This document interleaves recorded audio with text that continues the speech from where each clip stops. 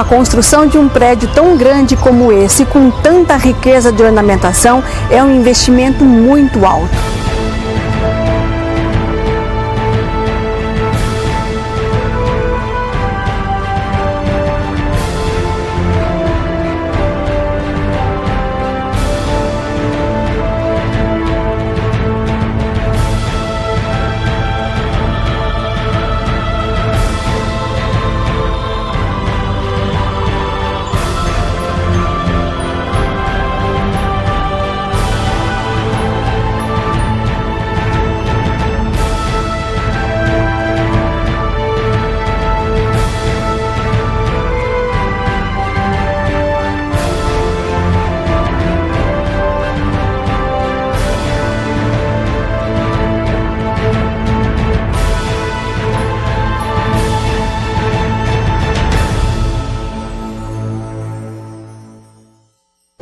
Naquele tempo, o povo não tinha dinheiro nem para se manter vivo.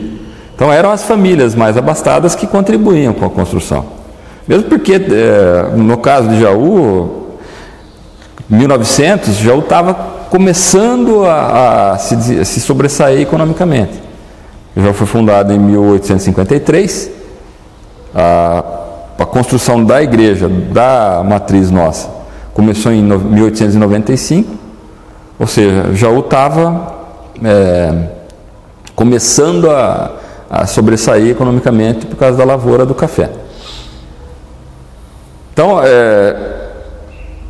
que tem uma ligação direta com o investimento financeiro alto, tem, é inquestionável, é uma obra monumental. E ela foi construída num tempo, eu não sei se recorde, mas que foi construída muito rápida. Você vê o tamanho da matriz, ela foi construída em 6 anos. As pinturas foram posteriores, elas tiveram início em 1922 e foram concluídas em 26, ou alguma coisa assim. Sempre construção de igreja tem uma forma de poder. Então, tem que ter muito dinheiro para fazer isso aí. Esse templo magnífico foi construído graças às doações da sociedade, cuja origem está diretamente ligada à condução social orientada pela Igreja Católica através da ideologia da ética paternalista cristã.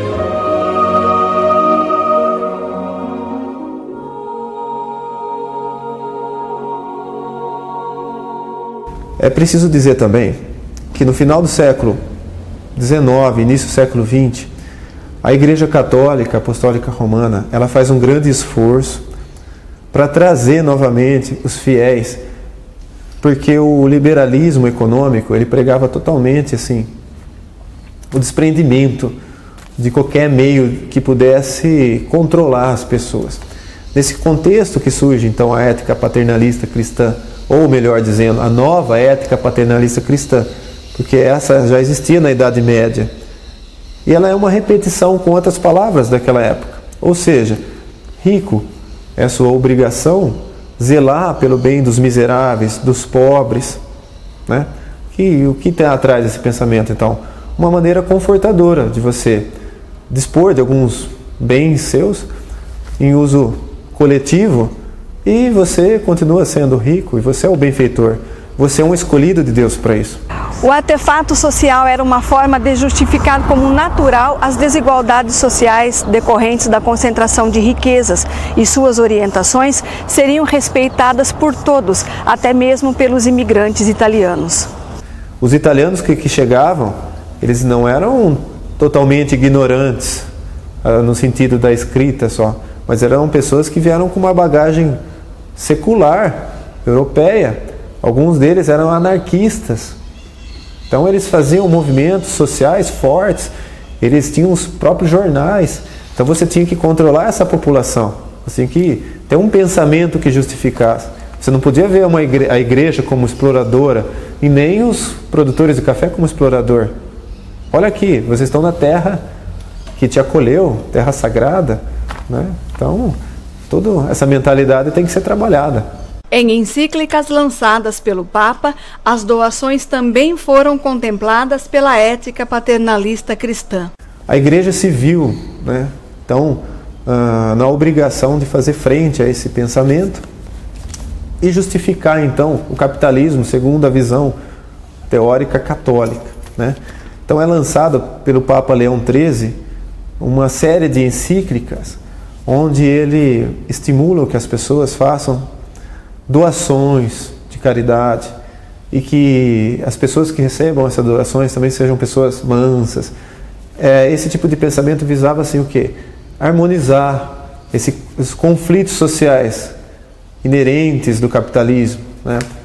O confronto de classes que as pessoas afirmam. As pessoas acreditavam fielmente nisso que estavam fazendo.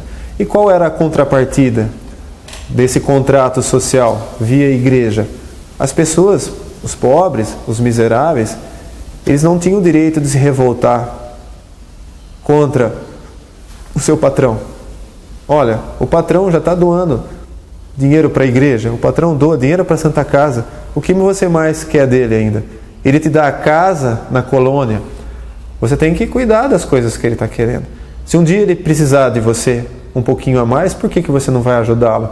Ele não te ajudou construindo o hospital também? Os princípios cristãos que estimularam as doações serviram também como conforto à classe dominante. Na Bíblia está escrito que é mais fácil um camelo passar pelo buraco de uma agulha do que um rico atingir o reino dos céus. Esse é um pensamento que sempre apavorou as classes dominantes desde a Idade Média e também apavorava essa classe rica, né, de café, por exemplo. Elas precisavam, era necessário então um pensamento filosófico, religioso, que confortasse essas pessoas, que dissessem que era possível elas atingir o reino dos céus, mesmo sendo ricas. As doações foram importantes para o desenvolvimento da sociedade da época, na medida em que cumpriam parte das tarefas que eram dever do Estado. Então é lógico que quem se beneficiava também dessa estrutura eram essas mesmas famílias dominantes, mas de tabela beneficiava a população, que não tinha nenhum aparato, né, que as cuidasse. Então essa ética paternalista, ela casa muito bem com esse momento econômico de Jaú que está se enriquecendo. O pensamento da época capitalista exigia um pensamento filosófico que justificasse essa dominação e que ao mesmo tempo mantesse a ordem social, principalmente. Hoje nós falaríamos que eles estariam barganhando com Deus, né, comprando o seu terreno no céu. Mas na época isso era um pensamento comum. E isso beneficiou muito a cidade, doando terreno e materiais, por exemplo, a Santa Casa, doando terrenos para escolas, doando material e terreno para a igreja matriz e mesmo para ela estar sendo sustentada. Então é esse contexto religioso que nós temos em Jaú quando a matriz está sendo construída. Sem as doações que a abastada sociedade jauense da época fez, a construção da matriz seria inviável. Além do dinheiro investido, alguns dos objetos doados permanecem na igreja até hoje e ainda podem ser apreciados.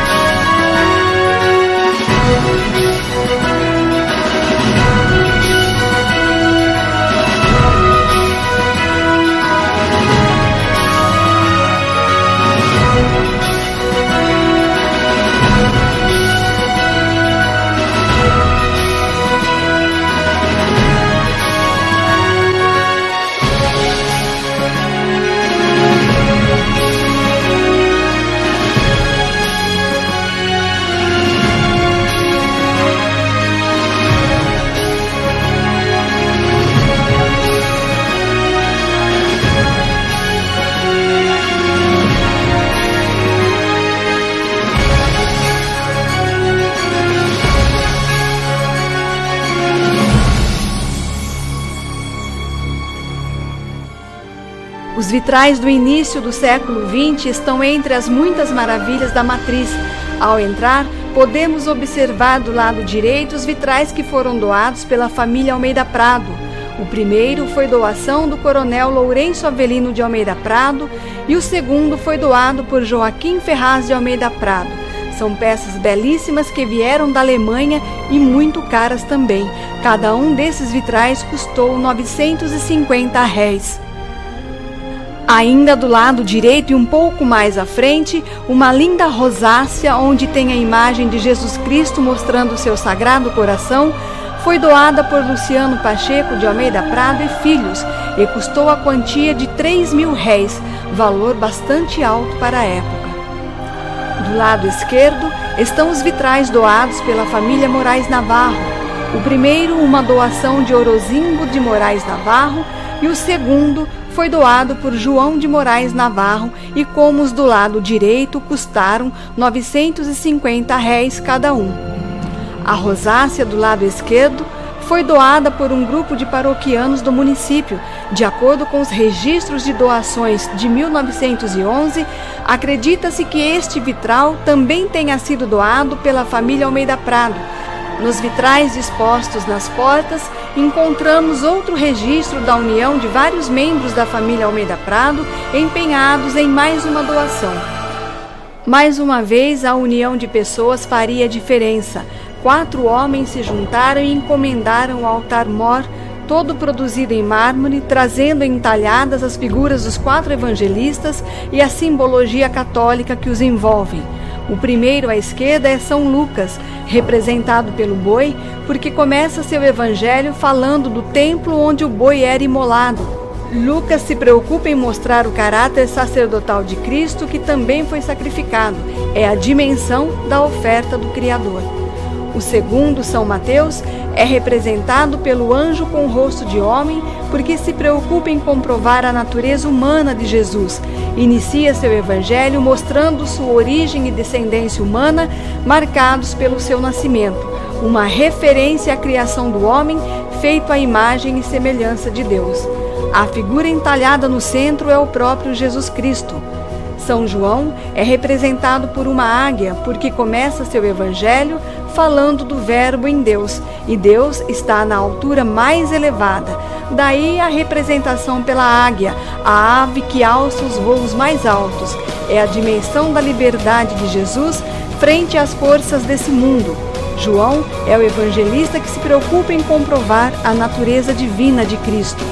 E São Marcos é representado por um leão, porque começa seu evangelho falando da voz que clama no deserto, habitat dos animais selvagens.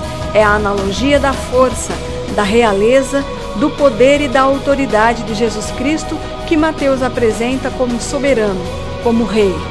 Os doadores do altar foram Antônio Fraga, que doou R$600, Lourenço Xavier de Almeida, com a quantia de R$1.000, Francisco de Paula Leite, R$2.500, e Germano José Coelho, que doou R$5.000. Os púlpitos foram encomendados provavelmente na primeira década do século XX pelos senhores José Almeida Leme do Prado e Joaquim Ferreira do Amaral. Esculpidos por Marino del Fávero, o trabalho esmerado é considerado uma raridade nos dias atuais. O carrilhão de sinos da Igreja Matriz é composto de 5 unidades. A maior pesa 3.200 quilos, a segunda, 1.000. A terceira unidade, 650, a quarta, 450 e a última unidade, a mais leve, pesa 300 quilos. Ao todo, são 5.650 quilos distribuídos sobre uma base de cimento armado que o sustenta.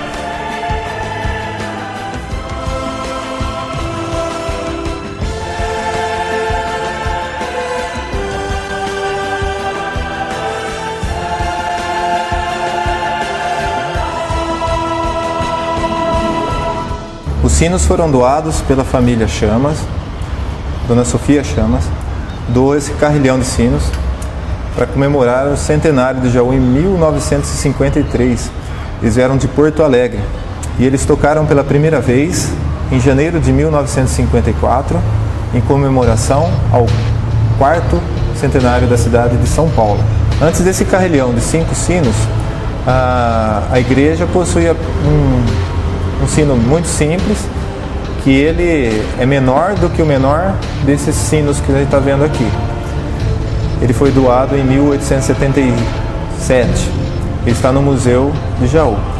A substituição daquele sino simples por esse carrilhão pode ter ocasionado um problema assim, de estrutura na matriz se todos eles tocassem direto. Então é por isso que nós não escutamos as badaladas do sino diariamente, só em algumas ocasiões. A palavra sino deriva do latim e quer dizer sinal. De origem muito antiga, os sinos cumpriam um papel social, anunciavam datas tristes e festivas e serviam também para chamar os fiéis ou para reunir a população para algum comunicado. Nas tragédias foram usados como estratégia de segurança e alertavam sobre o perigo de ataques. Em casos de incêndios, as badaladas indicavam o local da ocorrência para onde os moradores deveriam se dirigir e ajudar a apagar as chamas.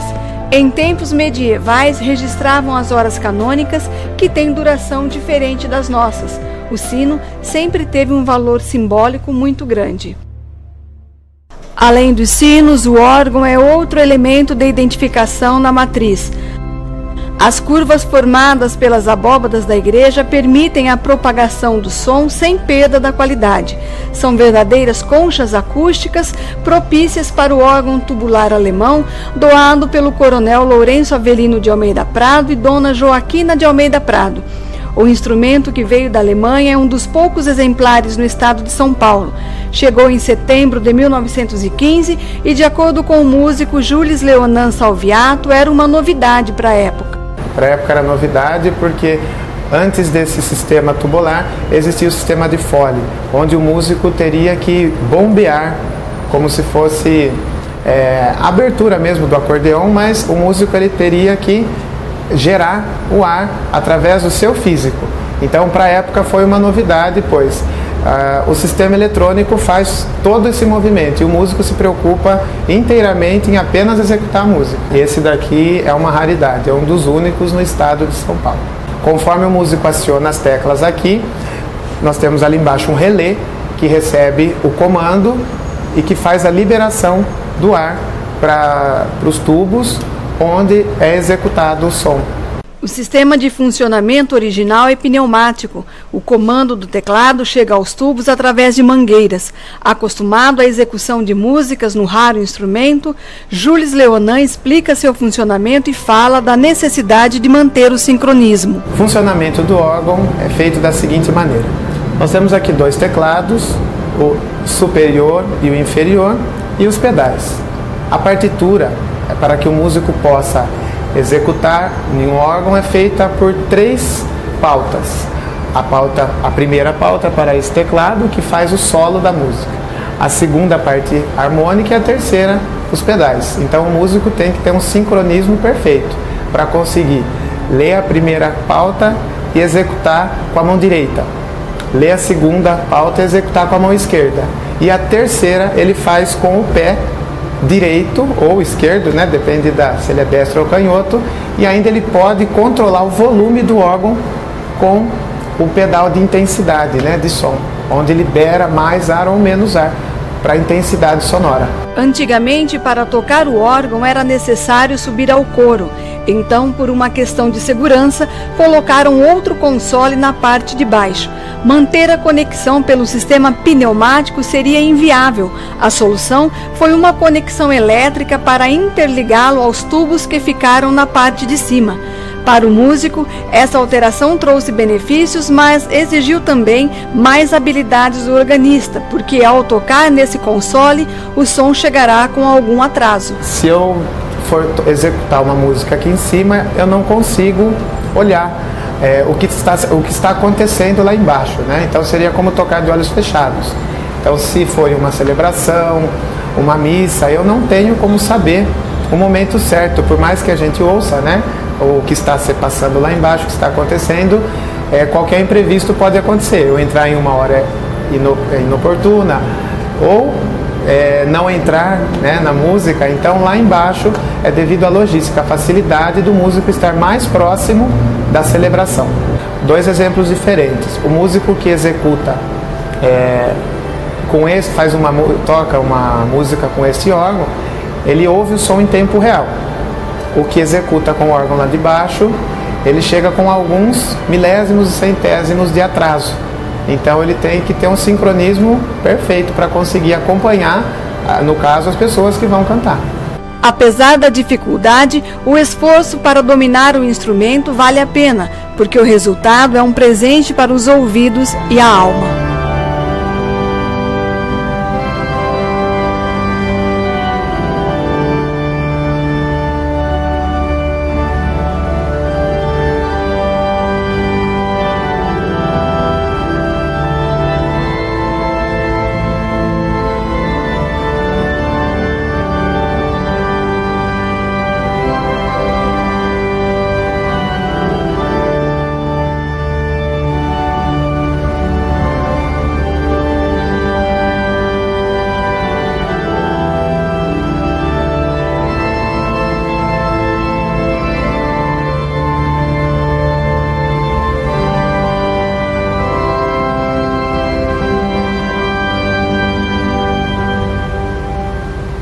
No terceiro bloco, você viu como a ética paternalista cristã orientava o comportamento das pessoas e como ela foi importante para a sociedade na medida em que cumpria parte das obrigações que eram dever do Estado.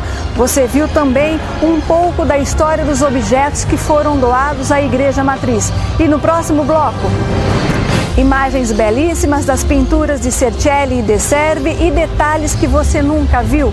A ação do tempo que por mais de um século castigou a beleza e o esplendor da igreja e o trabalho grandioso e indispensável da Associação para o Desenvolvimento Cultural de Jaú na busca para a captação de recursos para o restauro da igreja.